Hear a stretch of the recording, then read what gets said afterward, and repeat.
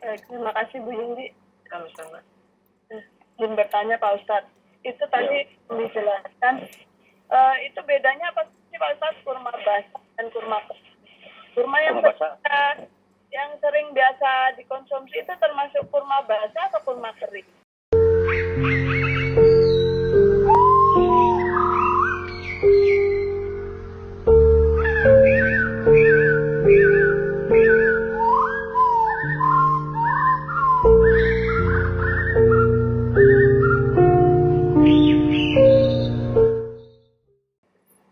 Terima kasih Bu Yuli. Sama-sama. Izin bertanya Pak Ustadz, itu tadi dijelaskan, itu bedanya apa sih Pak Ustadz, kurma basah dan kurma kering? Kurma yang sering biasa dikonsumsi itu termasuk kurma basah atau kurma kering? Iya, kalau samping itu kurma kering, kalau rooftop itu kurma basah. Rooftop ya, itu kalau masuk kurma basah. Iya, masih muda tuh. Memang saya. Kurma basah kering itu. Berapa Bu? Kalau ditimbang itu memang ada selisihnya banyak gitu, kurma basah dan kurma kering. Iya jelas beda selisihnya Bu. Yang pertama beda dari kualitas. Kalau kurma kering kan sudah siap konsumsi. Ya kalau kurma basah, rooftop, nggak semua orang suka dengan rooftop. Hanya sebagian kecil suka. Iya betul. Ya artinya tidak siap konsumsi. Ya. Terus walaupun sama-sama 1 kilo beratnya, tidak boleh tukar karena kualitasnya beda. Yang satu sudah siap panen, sudah siap konsumsi, satu belum. Maka 1 kilonya kurma kering harus dijual minimal lebih dari 1 kilo. Terserah kesepakatannya apa. Ya. Nah, lalu kurma basah kalau ditimbang sama-sama 1 kilo, nanti pada kering dia susut tuh airnya. Dia susut. Maka otomatis mengurangi beratnya kan. Mengurangi. Nah, penjual harus peka tuh, harus paham kadar kesusutan airnya kira-kira berapa turun beratnya. Dalam 1 hari turun berapa gram turunnya. Harus paham. Kalau enggak, mending cari aman. Ya. Jangan jual. Jangan tukar. Ya. Kalau kurma yang ini Pak Ustadz, kan kadang kita beli kurma itu kurma ada batangnya itu. Ya. Itu baiknya bagaimana, dijual dengan batangnya atau batangnya kita rontokin gitu. Seperti ibaratnya kita membeli ini ya, kelengkeng misalnya. Kelengkeng kan biasa penjual ada yang menjualnya dengan batang-batangnya. Atau ada yang sudah lepas-lepas gitu. Terus juga jeruk misalnya kayak jeruk santang itu jual dengan daun-daunnya juga, ditimbang dengan takenya juga. Itu bagaimana? Baiknya kita rontokin apa? Iya. Jadi ini kesepakatan Bu. Kesepakatan. Makanya jual beli barter itu jual beli yang paling aman sebenarnya. Jauh dari riba sebenarnya. Nah, kenapa ada orang yang jual kurma? Kan tipe orang beda-beda ya Bu ya. Saya dengan Bu Ambar kan bersama tipenya nih. Bu Ambar tipe orang yang suka buah kurma yang ada tangkainya. Saya yakin ini kurma beneran asli, bukan oplosan. Ada begitu kan, ya kan? Ada yang berpikir, enggak sih mah anaknya nggak ada tangkainya, ribet. Nah ini beda-beda kan, makanya kalau jual barter nih yang terjadi kan antara dua belah pihak nih, saya dengan Bu Ambar, penjual dengan pembeli. Orang ketiga tidak punya kuasa untuk mengatur nilai barang ya. Apalagi Amerika gitu kan, jauh sono gitu kan, nggak ada hubungannya, aman kita transaksi. Ya ada yang mengintervensi. Ya. Sejak diganti dengan nilai, dengan harga. Contoh kurma dihargai dengan beratnya sekilo sekian rupiah, ya kan? Beratnya kan nggak pernah berkurang sekilo, cuman kadar rupiahnya ini yang bisa berkurang nih, bisa berlebih, bisa bertambah, bisa berkurang kan? Karena yang main harga kan bukan kita yang transaksi, mereka yang menentukan harganya, padahal nggak ada hubungannya dengan kita ya. Paham nggak? Ini yang disebut sama ilmu sihir. sihir. Kalau dulu sihir pakai tongkatnya Nabi Musa, tongkatnya Fir'aun, Nabi Musa kepada melawan Fir'aun. Sekarang sihirnya pakai rupiah dan dolar, gitu ya. Uang. Ya, kertasnya sama bahan bakunya, dilecek juga sama-sama hancur. Tapi kok nilai beda ya? Atau karena dia warnanya hijau gitu ya, atau warnanya merah gitu ya, jadi nilai beda gitu ya. Gitu kan? Ya dia dengan satu dolar mereka bisa beli banyak barang-barang kita. Iya betul. Sedangkan 100.000 kita, soalnya banyak bu nolnya, itu satu gak ada nolnya itu. Iya. Nggak ada nilai. Kita satu nolnya banyak, beli barang-barang mereka dapatnya berapa? Hitung jari. Ini kan sihir ya. Iya. Artinya contoh bahkan yang transaksi Bu Ambar sama saya, mereka itu bermain. Aneh kan? Tapi kita merasa tidak ada apa-apa, kan tersihir namanya. Betul ya? Iya. Iya ya. Ya Betul aja. Maka kalau saya nih pengen udah kembali ke masa lalu aja. Kita barter, emang repot. Emang kita ini kadang-kadang susah apa ya, nggak mau repot sih, nggak mau diatur. Pengennya bebas merdeka gitu. Nyari yang praktis. Ada yang praktis, padahal aturan itu dibuat untuk kebaikan kita semua. Ya, silakan Alen. Tapi kalau yang tadi Pak Ustadz, yang buah-buahan tadi seperti tadi Boleh. kita beli kelengkeng atau kita beli jeruk gitu yang ada daunnya gitu, ada itu juga sampah saja ya. Jadi kita ngikutin penjualnya gitu ya Pak Ustadz. Iya boleh, selera orang. Ya ada orang tadi, saya jual kurma nih, Bu Ambar banyak kurma yang ada tangkainya. Kan Bu Ambar bisa menolak kan kalau nggak ada kan? Tidak ada transaksi. Ya. Kan? Simpel kan? Tergantung kita yang mau beli gitu ya. Iya. Aman dong. Iya. Ya, silakan yang baik. Terima kasih. Ada lagi, Mbak Ibu? Silakan. Tanya lagi. Ada? Bebas ya, asal riba juga boleh.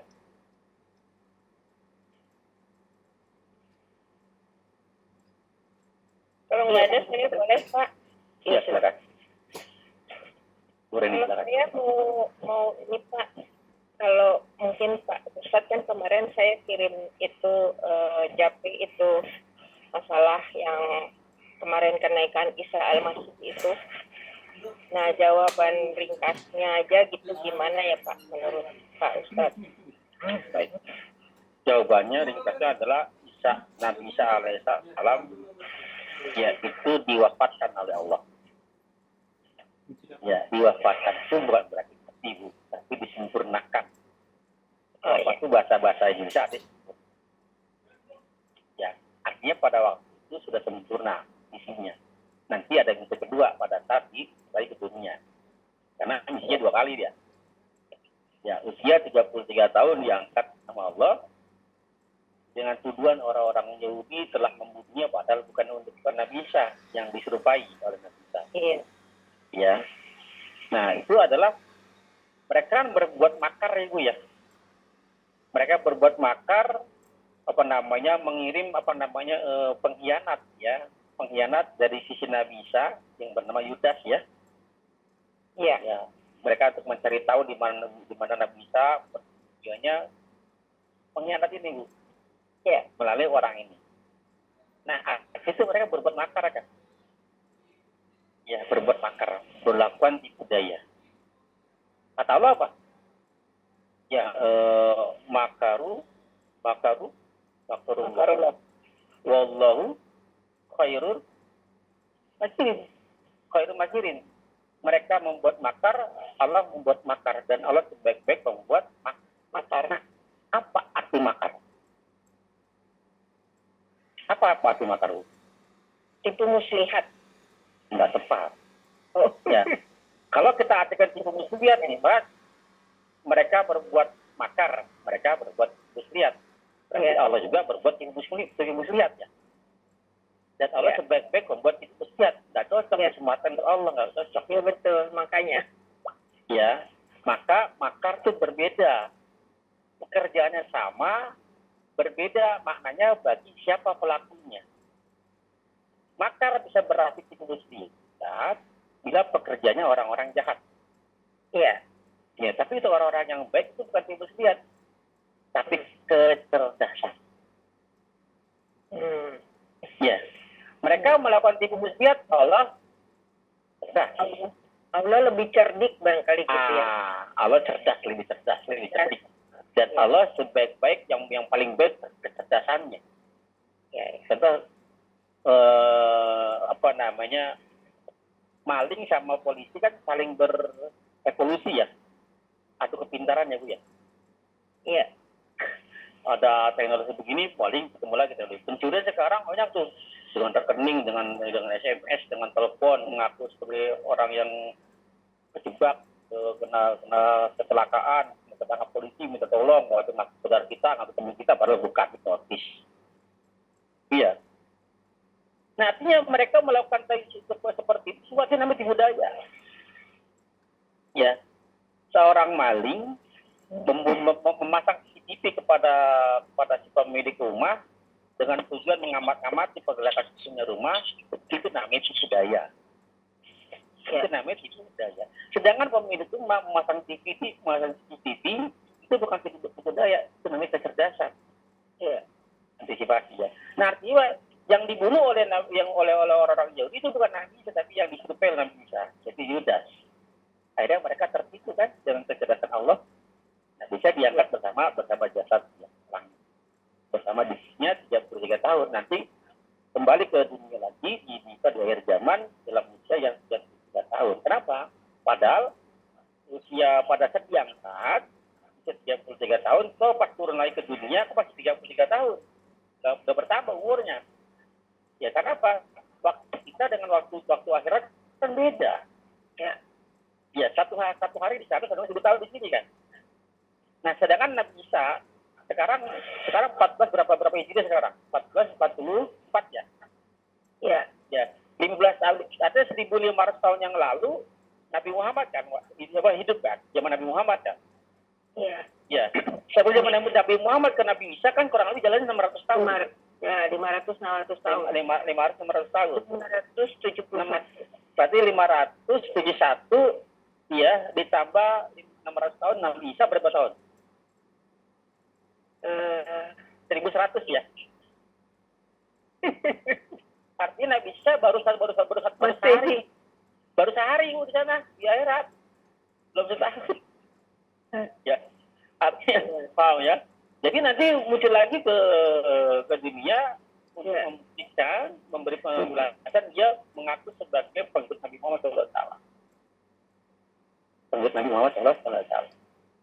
Nah, kita berharapnya kita nggak ketemu. Nanti akhir zaman ya. Kemudian kita udah diwafatkan dulu sebelum itu ya. Iya. Ya. Itu Bu ya. Secara singkatnya, Nabi Isa bukan Yesus. Dan Nabi Isa tidak wafat, tapi diwafatkan. Tidak dibunuh ya, tapi diwafatkan. Itu Bu Pak Durin. Tapi Ustaz, mereka kan kemarin itu juga menyebut hari kelahiran Isa Al-Masih. Jadi perayaannya itu adalah perayaan kenaikan Isa Al-Masih kan. Jadi mereka itu dalam hal ini sama dengan kita gitu, bahwa Isa Al-Masih itu kan kita tadi diwafatkan dalam pengertian dia diangkat ke sisi Allah itu dengan jasadnya gitu ya. Nah, mereka juga kelihatannya juga menganggap itu diangkat juga dengan jasadnya, karena dia bilang kuburannya kosong gitu loh, kuburannya kosong. Tapi mereka menganggap yang mati itu memang Isa itu, dalam hal itu mereka menyebutnya Yesus gitu kan. Menurut mereka Isa dan Yesus itu sama, cuman mereka menganggap, nah itulah sebenarnya aslinya mereka itu juga kan nggak menganggap Isa atau Yesus itu sebagai Tuhan. Karena yang menuhankan Yesus itu adalah siapa namanya Ustaz? Paulus. Itu sudah tahun 325 Masehi. Jadi si itunya nggak ada sebenarnya, Yesusnya itu udah nggak ada gitu loh. Jadi itu yang saya nggak ngerti gitulah bagaimana jalan pikiran gitu. Iya, makanya kan mereka dicap orang-orang yang sesat. Begitu maghdubi waladhdallin. Orang yang diinfeksi itu Yahudi. Orang-orang yang sesat itu Nasrani. Kenapa tadi banyak? Jadi mentuhankan itu Yahudi itu sebenarnya. Yahudi bukan. Kalau Yahudi kan pengen membunuh Nabi Isa, karena dia nggak percaya dengan para nabi kan. Ada kurang lebih 100-200 nabi yang dibunuh oleh Yahudi, karena nggak sesuai dengan jalan mereka, dengan kepentingan mereka. Ya, termasuk Nabi Isa, makanya dia nggak cepat nikah, karena dikejar-kejar mau dibunuh. Ya. Nah, maksud saya dalam rangka kemarin hari besar kenaikan Isa Al-Masih, itu apa kita sebagai umat Islam boleh ikut mengucapkan selamat kenaikan Isa Al-Masih? Karena menggunakan kata Isa, bukan kenaikan Yesus gitu, tapi kenaikan Isa Al-Masih kan hari besar, hanya disebutnya di kalender itu. Apakah kita boleh, nggak dosa gitu, seperti mengucapkan selamat Natal kan katanya itu kita seperti mengakui ininya dia gitu loh, bahwa mereka mentuhankan kelahiran Isa atau Yesus itu. Nah ini dalam hal ini apakah sama juga begitu? Karena pada cerita itu kesimpulan saya itu sebenarnya si Isa ataupun Yesus itu sama-sama diangkat gitu oleh Tuhan gitu loh. Iya, pertanyaannya gimana lu? Apa kita boleh mengimani? Apakah kita boleh mengucapkan juga selamat kenaikan Isa Al-Masih baik dengan sesama orang Islam maupun dengan orang Kristen itu? Iya. Yang pertama kali itu adalah kenaikan Isa Al-Masih. Kalau kita nggak kenal Isa Al-Masih, kita kenal Isa alaihissalam.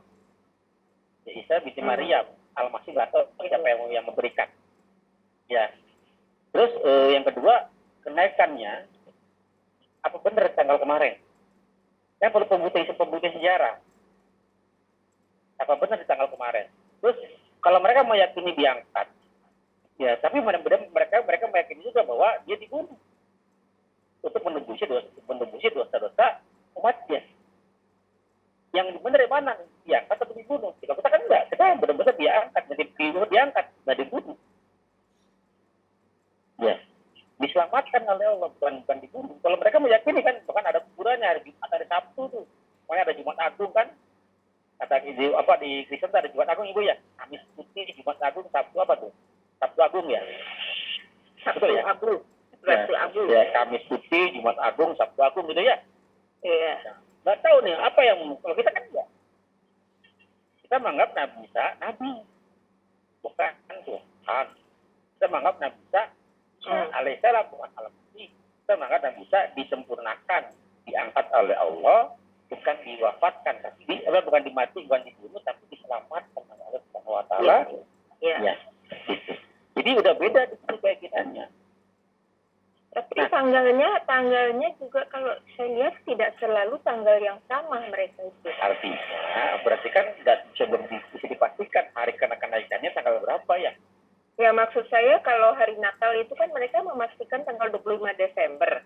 Tapi kayaknya kenaikan Isa Al-Masih ini kayaknya bergeser-geser juga ya tanggalnya ya. Apa selalu tanggal 18 ya kemarin tuh ya? Tanggal 18 Mei. Kayaknya enggak deh. Ya saya nggak tahu itu ya, karena saya nggak terlalu pusing amat, karena bukan keimanan kita ya, kan. Ya ini kan gara-gara sosmed nih Pak ya. Jadi saya lihat ya gitu loh, mengucapkan selamat kenaikan Isa Al-Masih. Mereka tidak menyebut kenaikan Yesus gitu, enggak gitu. Dan kita kan menyebutnya Isa juga gitu loh. Jadi Al-Masih sama alaihi salam itu ya. Memang nanti Pak Ustaz ya. Yang satu disalib, yang satu naik. Allah ya. Makanya bingung. Makanya belajar sama orang-orang yang paham teologi ya.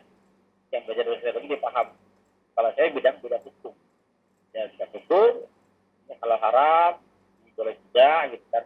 Kalau bidang itu bidangnya orang-orang yang ustaz yang bidang teologi. Ya, belajar tentang semua agama. Dan saya bukan bidang itu.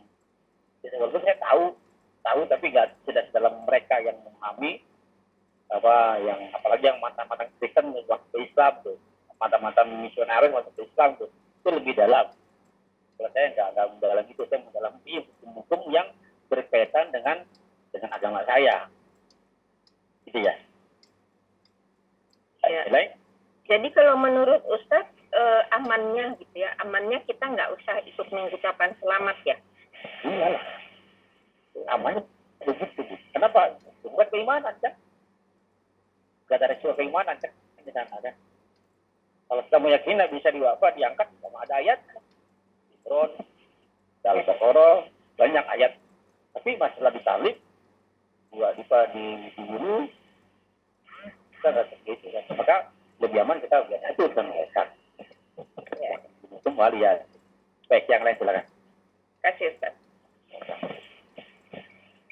Bacaan dari Ibu Umi. Ya. Pak Ustaz, misalnya ada kerjasama antara pemilik lahan tanah dan penyewa. Lahan tanahnya tidak terurus dan disewakan ke penyewa, dan tiap panen hasilnya diambil semua oleh penyewa dan tidak dikasih ke pemilik lahan. Tapi penyewa bertanggung jawab mengurus merawat lahan pemilik. Itu zalim tidak Ustaz? Ustaz awalnya pemilik setuju, yang penting lahannya dirawat. Sudah semestinya seperti itu. Sudah semestinya seperti itu. Si pemilik lahan, ya karena mungkin dia di luar kota gitu, atau mungkin nggak bisa merawatnya, diserahkan oleh orang-orang yang mau merawat, tentunya orang-orang yang bisa dipercaya ya. Kecuali dirawatlah, ditanam padi, tanam singkong, tanam apa segala macam, maka hasilnya semua buat si pengelola. Adapun si buat pemilik tanah, dia beruntung tanahnya jadi subur, tanahnya dijagain, ya subur. Kalau dia bahkan kalau mau butuh hasilnya, ada transaksi nih, kesepakatan itu. Tergantung, karena Pak dia kan pakai dana. Ya, berbeda halnya kalau tanah yang ibu punya itu tanah produktif, artinya ibu menyewakan sawah, menyewakan tanah, ditanami, jadi dikelola. Beda. Untuk si pemilik, si pengelola harus bayar sewa Pak Ibu. Ya, beda ya. Bisa dibedakan ya Bu? Bisa kan ya? Kalau ini kan tanah yang terus terawat, dia mampu muka, nggak sanggup mengurusnya atau nggak punya waktu, maka diserahkan kepada orang lain yang mengurus. Maka haknya adalah sepenuhnya buat si pengelola. Adapun si pemilik tanah tidak berhak mengambil tanpa izin yang mengelola lahan tersebut. Jadi Pak Bu, yang lain silakan. Ya Pak Ustaz, kalau bagi hasil kambing misalnya gitu, itu boleh Pak Ustaz. Gimana kambing Pak? Jadi orang yang punya kambing itu menitipkan pada yang bisa ngurus, nanti hasilnya anaknya itu bagi hasil lah, bagi dua atau kambing. Iya, Boleh. ya. Nabi dulu begitu Pak. Nabi usia 8 tahun dia mengembala kambing, kurang lebih 50 ekor kurang lebih ya. Maka yang berlaku pada waktu itu, bahkan sampai sekarang disyariatkan, kambing itu kan kalau beranak kan setahun berapa kali Pak? 2 kali ya? Nggak tahu saya. Ya, kalau beranak 2, maka sarang 1 Pak. Sarang 1. Kalau beranak 1, maka gantian. Ya, gantian. Jadi pada saat beranak 2, katakan Rasul dapat 1 ekor, yang 1 ekor buat yang punya. Bagi hasil begitu. Sampai sekarang berlaku itu dibolehkan. Ya, caranya begitu ya. Makanya Nabi usia 8 tahun sampai 12 tahun, 4 tahun dia mengembala kambing. Nah, pada saat dulu, kalau misalnya kambingnya ada 100 ekor katakan. Ya, kecil 50 ekor lah. Berarti kalau kambing itu beranak setahun 2 kali, ya, dikali 4 tahun, mereka ada 8 kali beranak. 8 kali beranak. Katakan nggak mulus beranak semua, ada yang mati katakan. Ya, berarti 8 kali dikali 100 ekor, mereka 800 ekor. Ditambah biangnya ada 100, berarti kan 900 ekor. ya, yang status nggak ditaati, yang miliknya, ya, yang lapor ekor bagi dua, ya kalau misalnya mati setengah gitu kan, berarti tinggal 400 katakan mati setengahnya, tinggal 4 ekor. Nah di 400 ekor ini Rasul kebagian 200, pemilik kebagian 200, jadi pemiliknya dapat 200 plus induknya biangnya 100 ekor 300. Rasul punya 200 ekor. 200 ekor kambing di usia 12 tahun. Di usia 12 tahun. Kalau sekarang katakan satu ekor ada 2 juta, 3 juta. Ya, maka pada waktu umur 12 tahun, Nabi punya harta kekayaan 200 ekor kambing dikali 2 juta berapa? 100 juta. Setengah miliar ya. Ada nggak sekarang? Orang usia 12 tahun punya kekayaan setengah miliar. Yang ngaku tentu sunnah Nabi gitu kan. Yang dicoba sunnah Nabi poligaminya doang. Ya, tapi cara berdagang, cara Nabi mengelola, cara berdagang nggak dikira. Jadi nggak jujur, Pak Ustaz. Jadi nggak jujur. Ya kalau mau contoh sunnah Nabi, contoh semuanya kan. Sebisa mungkin kita contoh, kan? Iya, betul. Ya. Kita setelah 12 tahun, Nabi tidak lagi mengembala kambing. Dia panggil orang untuk mengembala kambing miliknya gantian. Nabi berdagang. 12 tahun sampai usia 40 tahun ya. Nabi berdagang. Cara dagang Nabi juga unik, Pak. Beda dengan cara dagang yang lain. Kalau Nabi berdagang kan kalau dari Mekah, Syam katakan. Kan butuh keluar perjalanan. Nabi berdagangnya sendirian, berkafilah, berkelompok sama teman-teman yang lain. Artinya pada saat sebelum perjalanan, pertanyaannya, Nabi pada saat menempuh, katakan dia mau berdagang ke Syam, mampir nggak Pak? Mampir ya? Mampir. Bedanya, katakan Nabi mampir ke, katakan butuh hingga ke 10 kota, katakan. Kalau para sahabat yang lain, sebelum jadi Nabi, mereka proposnya dagang di Syam. Kalau belum sampai di Syam, mereka nggak dagang. Kalau Nabi enggak. Dari Mekah hingga ke kota A, dia gelar dagangan. Sejak ke kota B, dia gelar dagangan. Setiap hingga dia gelar dagangan. Kira-kira kalau gelar dagangan, lah ada yang laku nggak? Ada yang beli nggak? Ada. Makanya pada saat di Syam, teman-teman yang baru mulai jualan, Nabi udah habis barangnya. Nggak jualan dia, malah belanja. Kan udah punya keuntungan dia. Dia belanja barang-barang yang ada di Syam untuk dibawa pulang lagi ke Mekah. Pada saat tinggal untuk dijual lagi.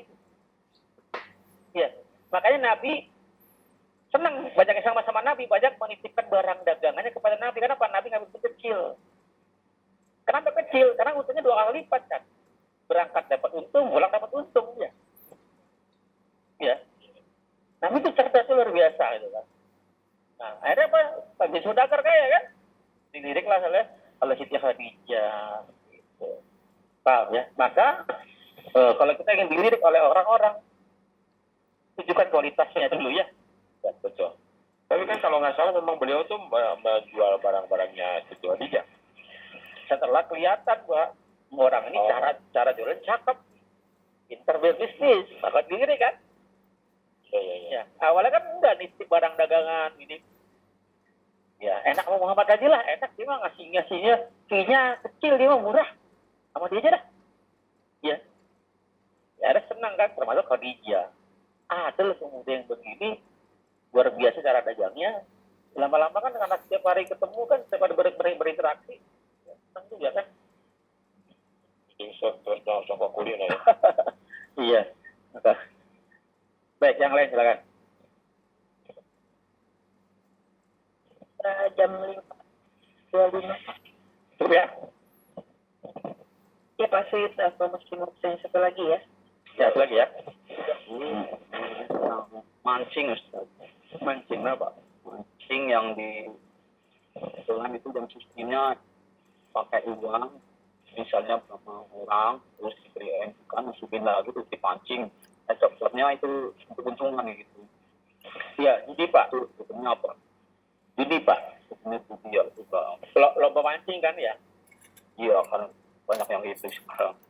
Ada yang Ya. misalnya kan dia ada yang ini dapat jadi apa gitu. Dia dapat ikannya ditarik, dilepas lagi, dibuang lagi kan, lempar lagi ke kolam kan. Cirian dia. Iya, kasihan ikannya Pak, udah berdarah bibirnya gitu kan, gak digoreng. Lepas lagi, menyiksa, nggak boleh ya. Mancing yang yang itu, ya, kenapa? Kalau niatnya buat hiburan juga tetap Nggak boleh Pak. Masa menghibur dengan menista binatang? main pakai duit. Nggak boleh ya. Ya, pekerjaan mancing itu pekerjaan yang tidak bisa mancing Pak. Nggak bisa maju orang. Kalau mancing kecebur Pak. Ya. Kalau mancing kecebur, nggak bisa maju dia.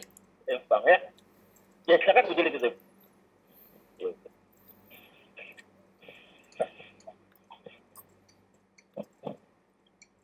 Alhamdulillah kajian pada sore hari ini telah selesai. Mari kita sama-sama membaca doa.